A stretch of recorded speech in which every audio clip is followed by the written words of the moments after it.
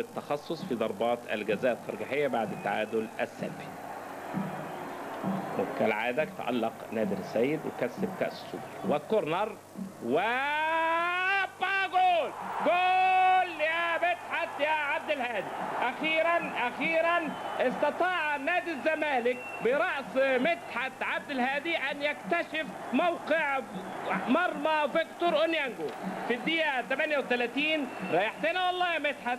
وكالعادة مدحت عبد الهادي كان جاب جول براسه برضه في الاتحاد السكندري. مدحت عبد الهادي بيهرب ويتسلل وبيخش بعد التمريرة اللي اتلعبت له وبيحطها ما يقدرش أونيانجو. مدحت عبد الهادي في الدقيقة 38 براسه يضع الزمالك في المقدمة وتصبح المقدمة خضراء برأس النجم مدحت عبد الهادي أحد نجوم بوركينا فاسو. ادي جول يا مدحت. مفيش حاجة بيسيبوها الناس دي أبدا. وفعلا بنحس ان اللعيب الاشول بيشوط تلاقيه شويت دايما. وادي الحلوه بسيوني، يلا بسيوني يا فريد بسيوني يا جول. اخيرا اعزائي المشاهدين عبد الحميد بسيوني يخرج عن صمته ويقول انما للصبر حدود. فعلا يا عبد الحميد يا بسيوني في الدقيقه 16 الاعلام ترفرف واصبحت المقدمه تزداد اخضرارا بالقدم اليمنى عبد الحميد بسيوني. اخيرا عبد الحميد بسيوني يؤكد انه تقمص شخصيه الهداف لنادي الزمالك ويخرج عن صمته ويقول بينه وبين نفسه انما للصبر حدود. ضيع جولين ثلاثه والله. الشوط الاول عبد الحميد بسيوني وحط الجول الثاني 2-0 في الدقيقه 17 تعلن عن الهدف الثاني لعبد الحميد بسيوني. بندور عليه الهدف ده بقالنا فتره لكن عبد الحميد بسيوني يريحنا في الدقيقه 17. عبد الحميد بسيوني طوروا فعلا. هو بيقول ان رود كرول طور ادائي وفرحه رود كرول بيك يا بسيوني.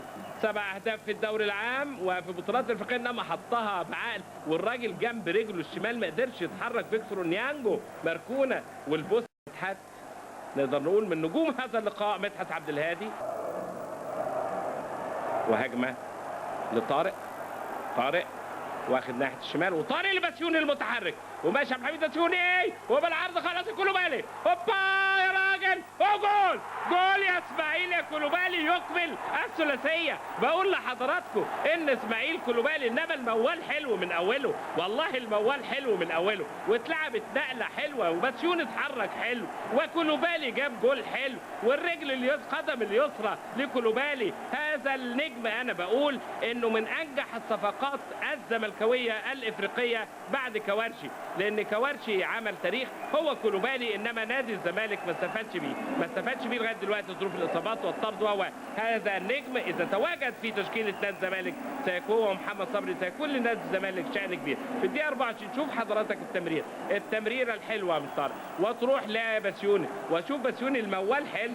الموال من اوله يا سلام يا بسيوني على الكره السهله. هو عاوز يضمنها وقفها حلو وتردد ولعبه ووقعه وحطها. جول جميل جدا مع تحيات كولوبالي يا فيكتور يا اونيانجو. جول جميل صنع في الزمالك اهو. شوف حضراتكم الكوره وكولوبالي ووقف وموه انه هيلعبها خلى فيكتور اونيانجو يبقى اوت اوف ولعبها الكمونه لمسه واحده بتنقل الهجمه. اسماعيل كولوبالي البشره السمراء كان اسماعيل يوسف ان احنا ما اعتذر اسماعيل. وادي كولوبالي يلا كولوبالي جول يتألق ويتعمق ويتجمل كولوبالي ويكافئ رود كرول. انت غيرتني يا رود يا كرول وانا بكافئك على هذا التغيير وياتي يكمل الرباعيه اعزائي المشاهدين. واسماعيل كولوبالي يسرق الكاميرا من الكل وبنص حمولته الفنيه. والله كولوبالي انا في رايي ان هذا اللاعب يستطيع انه يفيد نادي الزمالك اكتر واكتر ولكن اتلعبت له حلوه قوي وكولوبالي ماشي 1 ضد 1 وبالقدم اليسرى. اهديه 6 ريختر يا كولوبالي.